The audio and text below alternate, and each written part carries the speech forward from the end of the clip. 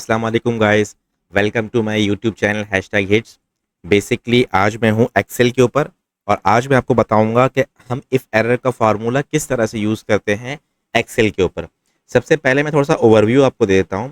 If error का formula basically use इसलिए किया जाता है ताकि आपके डेटा को रिप्रेजेंटेबल बनाए वो, ताकि जो व्यूअर आपके डेटा को देख रहा है उसको रिप्रेजेंटेबल डेटा लगे। क्योंकि ऑफिस में जब हम लोग काम कर रहे होते हैं तो हम लोग मल्टीपल प्रोडक्ट्स पे या मल्टीपल क्वांटिटीज़ पे काम कर रहे होते हैं। तो बहुत से ऐसे क्वांटिटी से प्रोडक्ट्स होते हैं जो उस मंथ की सेल में या उस मंथ में रिफ्लेक्ट नहीं कर रहे होते हैं। तो डेटा को रिप्रेजेंटेबल बनाने के लिए हमें उसमें एफ एरर का फार्मूला यूज़ करना पड़ता है। ठीक है, तो चले चलते हैं वीडियो की जानिब। मैं आपको बता देता हूँ कि हम इफ एरर का फार्मूला कैसे यूज़ करते हैं।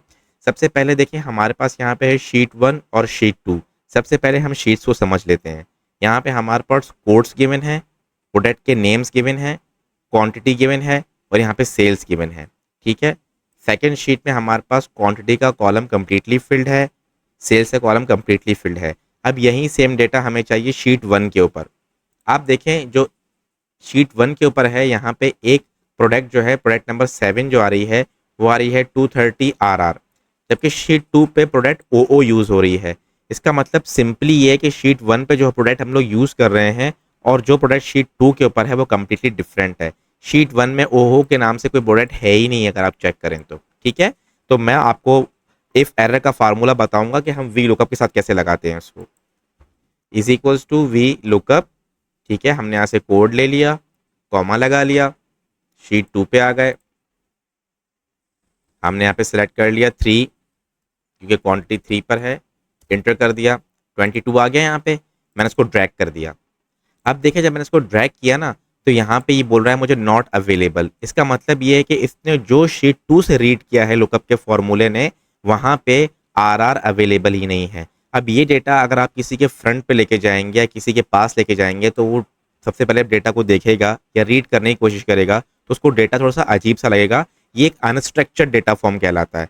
तो आपको इसको स्ट्रक्चर डेटा फॉर्म करना है। आप इसको कैसे स्ट्रक्चर करेंगे? आपने कुछ भी नहीं करना, आप यहाँ पे आ जाएं वी लुकअप के फॉर्मूले के ऊपर, इफ एरर लगा दें, आगे टैब को सिलेक्ट कर लें, यहाँ पे कॉमा, ठीक है, दोबारा इन्वर्टेड कॉमास और ऊपर से जो है एक निशान है जो प्लस के पास आ रहा है माइनस का, वो लगा दें और दोबारा इन्वर्टेड कॉमास कर दें और ब्रैकेट को कर दें क्लोज। ठीक है, आप इसको कर दें इंटर। अब जैसे इसको इंटर करेंगे उसको दोबारा ड्रैग एंड ड्रॉप कर लें। ठीक है, अब ये देखें, अब ये यहाँ पे क्या आ रहा है, मैं इसको ग्रीन में हाईलाइट कर देता हूँ। देखें देखें ना आप, डेटा रिप्रेजेंटेबल है आपका। कोई भी आपका डेटा देखेगा तो उसको इस बात का अंदाज़ा हो जाएगा कि जो है वो ये प्रोडक्ट जो है वो शीट 2 पर रिफ्लेक्ट नहीं कर रही या इस मंथ के सेल्स में ही प्रोडक्ट नहीं आ रही है। तो सिंपल वहाँ पे डैश है। तो इसी तरह से जब ये क्वांटिटीज़ की यहाँ पे रिफ्लेक्ट नहीं हो रही तो ये सेल में भी रिफ्लेक्ट नहीं हो रहा होगा। तो हम सेल पे वी लुकअप लगाते हैं, is equals to V lookup.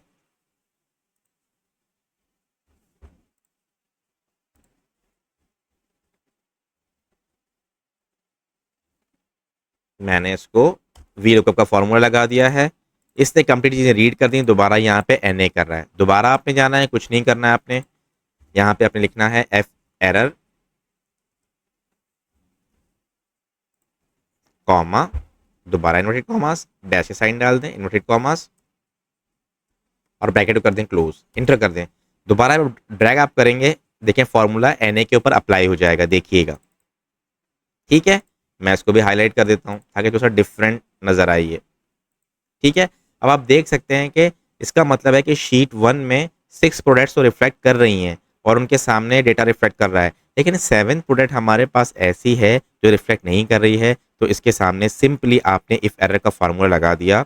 मैं यहाँ पे क्लिक आउट करके आपको एफ एरर का फार्मूला दिखा भी देता हूँ, ये आप चेक कर लीजिए एफ एरर के फार्मूले को। अगर आप इसको नोट डाउन करना चाहें इसको नोट डाउन कर लीजिए।